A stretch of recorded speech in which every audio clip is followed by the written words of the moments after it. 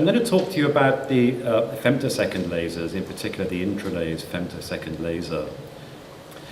But first of all, just to set out our stall and understand where the femtosecond technology fits into the larger sphere of refractive surgery, a very, very quick review of the types of laser refractive surgery that are currently practiced. I'm sure you're all familiar with PRK, photorefractive keratectomy, a surface procedure, and you can see in these four little inset pictures that the epithelium is debrided mechanically, usually with a blunt or semi-blunt instrument. The laser is applied to the exposed stroma, or rather Bowman's, and then there is a healing period where the epithelium regrows. It's a very safe procedure. It's still widely practiced, but it does have some downsides to it as far as patients are concerned. And that's what we need to be focusing on tonight, what the patients want.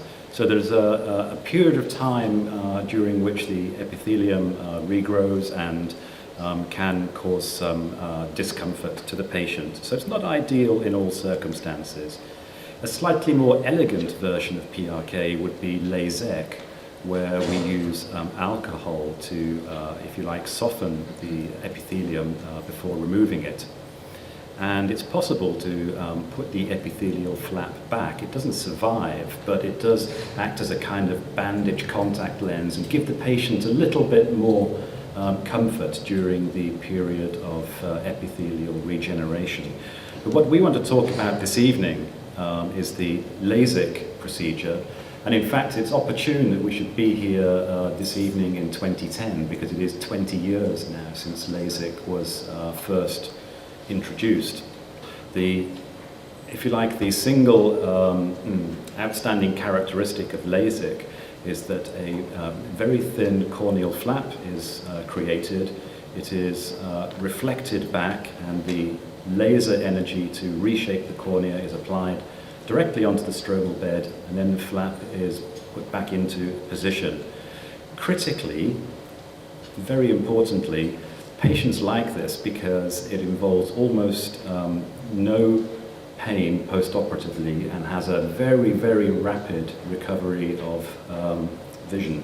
Typically, patients can be 90%, 95% functional the next day after surgery. So looking back at the history of LASIK, before the femtosecond laser arrived, the traditional way of creating the corneal flap was using a mechanical microkeratome. These came in many, many different shapes and sizes, but shared some common characteristics, which, as you can see there, is a suction ring applied to the eye, and then an oscillating blade would travel across the eye, either in a straight line or round in a circle, to create the corneal flap. And there you see it. The depth of that corneal flap would be determined by the distance between the blade and the base of the microkeratome. So most microkeratomes could be configured to provide 1, 2, or even 3 different corneal thicknesses.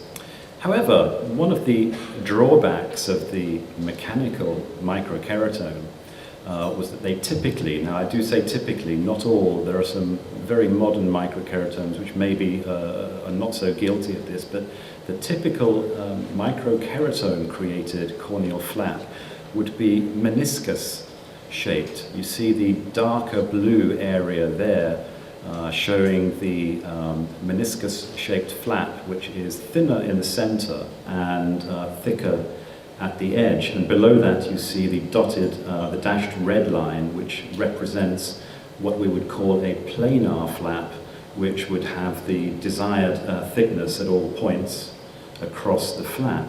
So this posed some problems, particularly when the depth or the thickness of the flap or the thickness of the residual stroma was an issue. Even given the meniscus flap shape, which exhibited a different thickness in the center compared with the periphery, there was also quite a large deviation in the flap thickness compared with the number that you dialed in. So if you dialed in, for example, a 180 micron flap as the desired depth, you can see here that for the central, inferior and superior portions of the flap, that there would be quite a significant range deviating from that intended depth.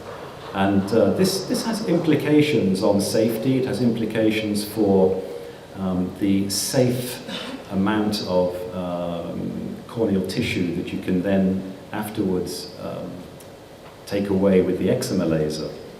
So you see here some examples of flap complications, and here epithelial ingrowth, which would migrate in from the edge of the flap.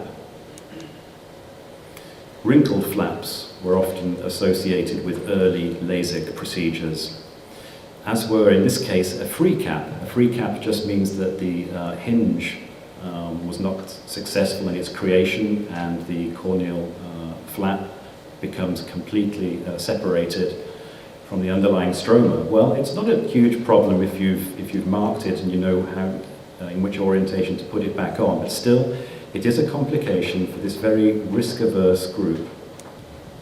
In summary, talking about the mechanical microkeratomes, it can be difficult to predict the flap in terms of its diameter, its depth, its quality, and leaves something to be desired in terms of dependability and predictability.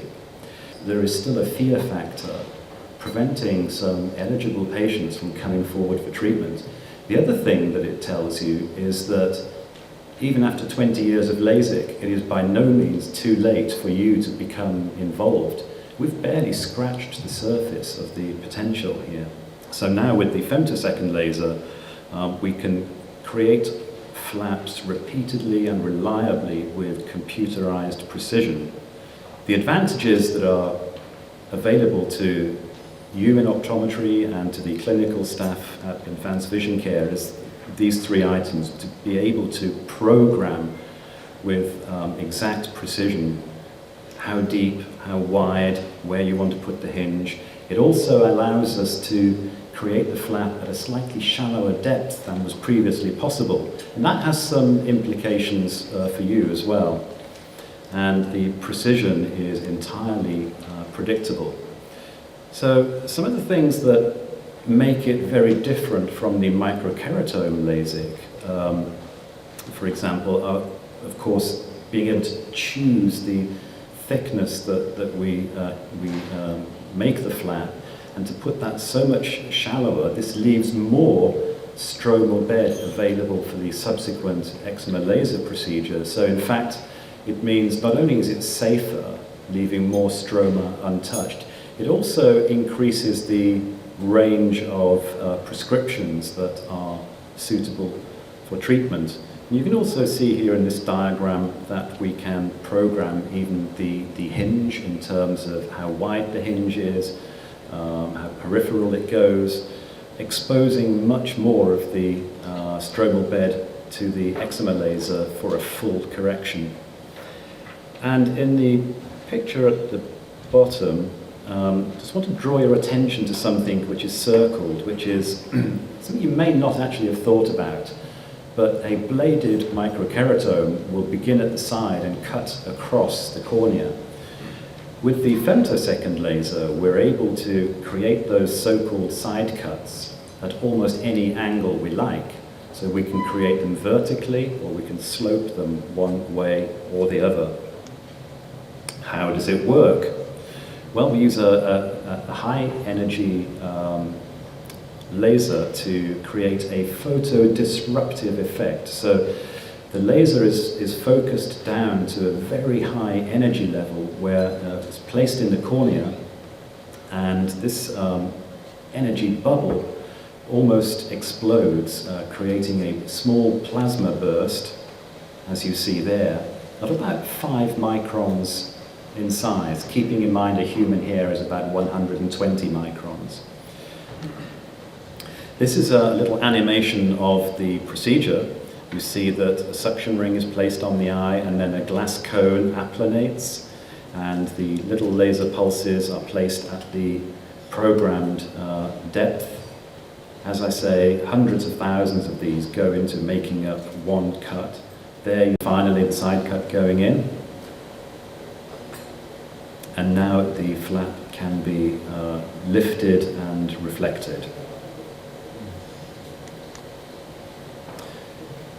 In conclusion, in terms of the technology, we can demonstrate that it is more precise than a mechanical keratome. It's customizable for each individual patient in terms of how much stroma you can leave behind, what diameters you put in, much greater accuracy, all of which increases, and this was always our target, increases the safety, which therefore increases the confidence of the patients.